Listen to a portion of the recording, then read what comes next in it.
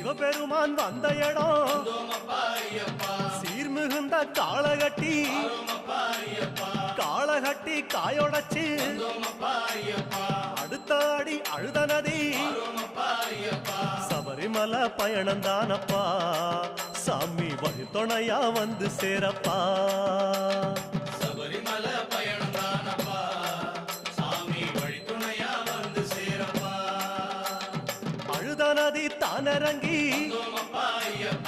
ஆறுதலா தாங்குளிச்சு அடியில் ஒரு கல்லெடுத்து ஆழி பூச பண்ணி புட்டு காந்தமல ஜோதியானவா எங்க காவலாக வந்து சேரப்பா காந்தமல ஜோதியானவா எங்க காவலாக வந்து சேரப்பா சன்னதியில் கட்டுங்கட்டி சபரிமலை காடு தேடி